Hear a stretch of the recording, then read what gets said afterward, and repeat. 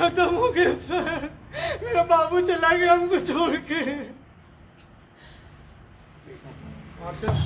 एक आदमी था ज्योति कुमार करके, ज्योति कुमार, सब लोग ध्यान से इसको कवर कीजिए। ज्योति कुमार एक कंपाउंडर था वहाँ पे। कौन सा हॉस्पिटल का नाम? Glocal hospital Bhagalpur. Jyoti Kumar compounder है वहाँ का। मतलब मैंने से मेरा दुपट्टा खिंचाया बहुत जोर से।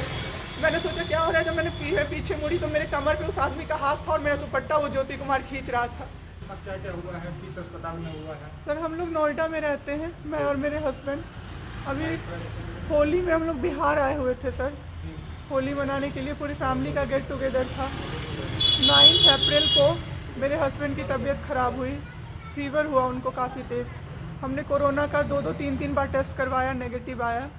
RT-PCR के लिए दिया तो वहाँ पे भागलपुर में, सर भागलपुर में थे हम लोग, वहाँ पे 1 दिन 2 दिन वेट करते करते 10 दिन तक रिपोर्ट नहीं आया। फिर हमने नोएडा के एक डॉक्टर हैं उनसे कंसल्ट किया, वीडियो कंसल्टेशन से। उन्होंने बोला कि CT चेस्ट करवाना है। हम लोग भागलपुर गए और CT चेस्ट करवाए तो उसमें उनका इन्फेक्शन आया। 60% लंग्स उनका उसमें इन्फेक्टेड था, डैमेज नहीं था, इन्फेक्टेड था बस। बाकी लंग्स का हर चीज़ परफेक्ट था, सारा चीज़ नाक का, गले का, सब कुछ नॉर्मल था उसमें, रिपोर्ट में था। फिर हम लोग नेक्स्ट डे ग्लोकल हॉस्पिटल है भागलपुर में, ग्लोकल हॉस्पिटल लेके आए। वहाँ पे एडमिट कराया हमने ICU में। मेरी मदर की भी तबीयत ख़राब थी, मेरी मम्मी और मेरे हस्बैंड दोनों एक साथ एडमिट हुए। वहाँ पे इतनी लापरवाही हुई उनके साथ, इतनी लापरवाही हुई। डॉक्टर्स आते थे बस विजिट के लिए, 10 मिनट देख के गए। उसके अलावा जितने भी वहाँ पे नर्स थे, कंपाउंडर्स थे, सारे के सारे जल्लाद थे सर। कोई दवाई तक नहीं देना चाहता था पेशेंट। मेरी मदर टचवुड बेटर कंडीशन में थी थोड़ी, मेरे हस्बैंड बोल भी नहीं पा रहे थे उस समय तक। इशारे से पानी का ऐसे बताते थे, लेकिन कोई उनको पानी नहीं पिलाता था सर। वो मुझे हार के फ़ोन करते थे कि पानी पिला दो। जब मैं अंदर जाती थी तो ये लोग हल्ला करते थे कि क्यों जा रहे हो अंदर। फिर भी मैं जाके उनको पानी पिलाती थी, जूस पिलाती थी। रेमडेसिविर इंजेक्शन का नाम आप लोगों ने अभी तक सबने सुन लिया होगा कि कितनी मुश्किल से मिल रहा है। डॉक्टर ने वहाँ सजेस्ट किया, मेरे 2 पेशेंट थे वहाँ, हमने बहुत मुश्किल से अरेंज किया। जब वो इंजेक्शन मिला तो एक दिन रात को जब इंजेक्शन देने लगे, हाफ इंजेक्शन फ्लोर पे गिरा दिया उन्होंने। हमने कहा कि इतना महंगा इंजेक्शन है, इसी का असर होके ठीक होते ये आपने कैसे गिरा दिया। उन्होंने कहा कि 50,000 का भी गिरा देता ना तो तुम कुछ नहीं कर पाती अभी। हम लोग चुपचाप वहाँ से सर हट गए। थोड़ी देर बाद वहाँ पे मेरे हस्बैंड को मैंने देखा कि उन्होंने 2-3 बार पॉटी किया था, यूरिन पास किया था, कोई क्लीन करने नहीं आ रहा था सर। 6 घंटे से वो उसी गंदगी पे पड़े हुए थे। उन्होंने मुझे फिर फ़ोन किया, बस फ़ोन कर पाते थे सर, बोल भी नहीं, बस मिस्ड कॉल आती थी, मैं समझ जाती थी कि कुछ परेशानी है उनको। जब मैं गई तो मैंने देखा पूरे गंदे बेड पे मेरे हस्बैंड 6 फीट 2 इंच के सर, पूरे गंदे पे वो सोए हुए थे सर। मैंने ज़बरदस्ती सबको बुलाया। एक आदमी था ज्योति कुमार करके, ज्योति कुमार, सब लोग ध्यान से इसको कवर कीजिए। ज्योति कुमार एक कंपाउंडर था वहाँ पे। कौन सा हॉस्पिटल का नाम? Glocal hospital Bhagalpur. Jyoti Kumar compounder है वहाँ का। मतलब जो अटेंडेंट सब होते हैं ना वो है, लड़की नहीं है, लड़का है ज्योति कुमार। उसको मैंने रिक्वेस्ट किया कि भैया प्लीज़ आप मेरे हस्बैंड की मदद कर दीजिए, रात में ये लोग रुकने नहीं दे रहे हैं मुझे अपने पास, इनके पास। उसने बोला ठीक है ज़रूर मदद करूँगा, ये कह के, और मैं अपने हस्बैंड से बात करने लगी, इशारे से ही वो बात कर रहे थे, मैं बोल रही थी।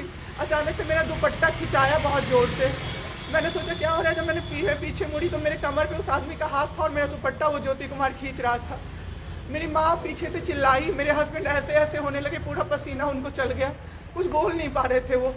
जब हम लोग ठीक थे ना, मैं बाहर निकलती थी ना, कोई मुझे ऐसे देखता था ना नॉर्मली ही तो कहते थे आँख निकाल लूँगा, क्या सोच के इसको देख रहे हैं। और मेरे हस्बैंड उस दिन बेड पे पड़े हुए देखते रहे कि मेरी वाइफ का कोई दुपट्टा खींच रहा है। और जब मैंने उस आदमी को देखा ना तो वो मुस्कुरा रहा था। मैंने ऐसे दुपट्टा खींचा और मैं कुछ नहीं बोल पाई, डर से कि मेरे हस्बैंड यहाँ पे है, मेरी माँ यहाँ पे है, ये लोग कुछ कर देगा, इस डर से मैं कुछ नहीं बाहर निकली। मैं बाहर निकल के मैं आराम से बैठ गई। वो आदमी मेरे पास फिर आया, मुस्कुरा के बोला मैं ध्यान रखूंगा। मैंने बोला ठीक है भैया आप ध्यान रखना।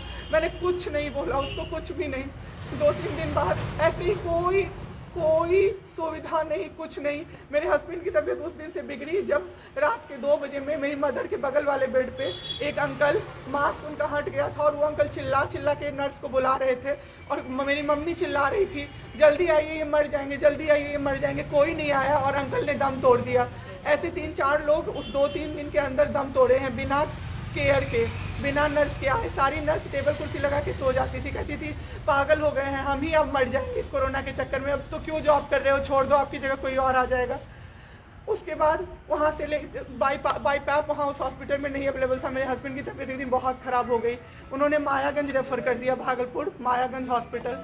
हम लोग अभी मायागंज आए, मायागंज की और हालत ख़राब, आईसीयू में 4 बेड था। मेरे हस्बैंड के बगल वाले बेड पे 4 लोग 6 से 7 घंटे में 4 लोग ख़त्म हुए। क्यों ख़त्म हुए?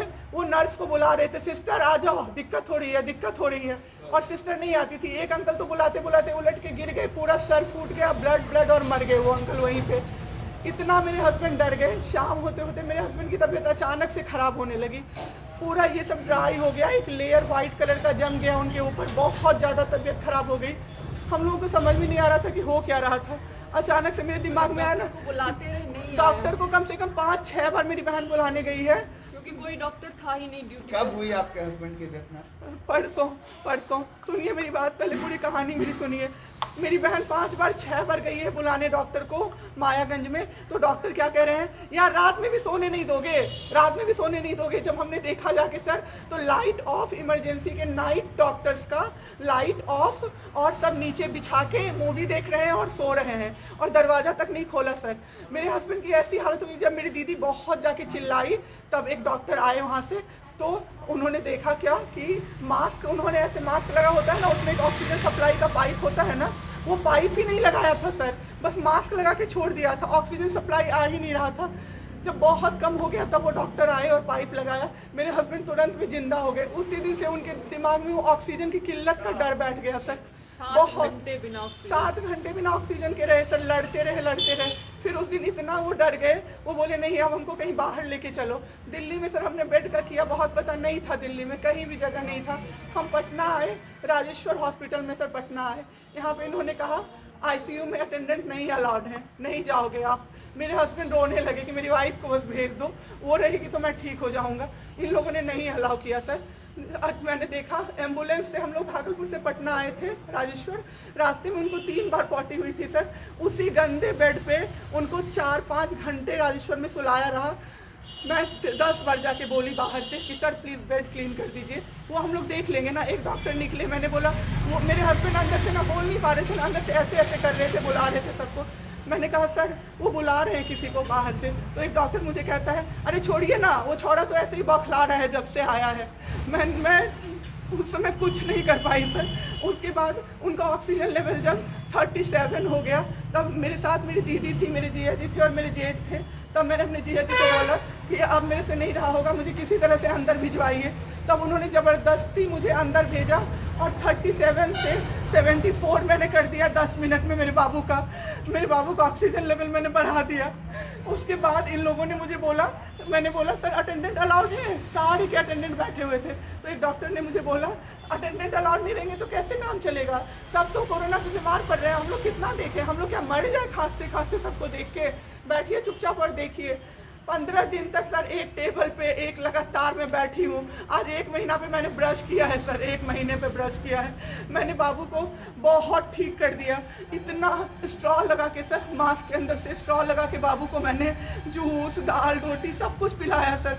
इतने ठीक हो गए ना कि जो डॉक्टर फर्स्ट डे बोला था ये बचेगा नहीं, वो डॉक्टर सर 3-4 दिन बाद कहता है टचवुड क्या कर दिया आपने इनके साथ, ये तो एकदम ठीक हो गए, गजब का फाइट दिया आप दोनों ने मिलके। मुझे क्या पता था कि मैं फाइट दे रही हूँ और ये लोग मेरे बाबू को ख़त्म कर देंगे। इतना ऑक्सीजन का किल्लत सर, मेरा बाबू डर गया बहुत ज़्यादा। ऑक्सीजन सिलेंडर देखता था और कहता था हाँ वो ख़त्म हो जाएगा, वो ख़त्म हो जाएगा। मैं कहती थी नहीं ख़त्म होगा बाबू। 1.5 घंटे के लिए सर ऑक्सीजन सप्लाई बंद रहता था। बाद में हमें पता चला ये लोग ब्लैक मार्केटिंग कर रहे हैं अंदर में ऑक्सीजन सिलेंडर का। जो अस्पताल वाले हैं ना, वो ऑक्सीजन सप्लाई बंद कर देते थे ताकि बेचैन होके लोग खरीदें उन्हीं से। हम भी खरीदे सर, मैंने भी खरीदा, क्या करते हमें भी तो चाहिए था। परसों सर सुबह में हमारे पास एक ही सिलेंडर था, पाइपलाइन बंद हो गया। मेरे हस्बैंड को बाईपैप लगा हुआ था, उनको 2 सिलेंडर से जाना था, एक ही सिलेंडर था। सिलेंडर मांगते मांगते कहीं नहीं मिला सर, मेरे हस्बैंड ख़त्म हो गए सर। मेरा बाबू चला गया हमको छोड़ के। आपके साथ जो यहाँ पे भी सर, यहाँ पे राजेश्वर में डॉक्टर अखिलेश गंदे गंदे इशारे कर रहा था मुझे सर।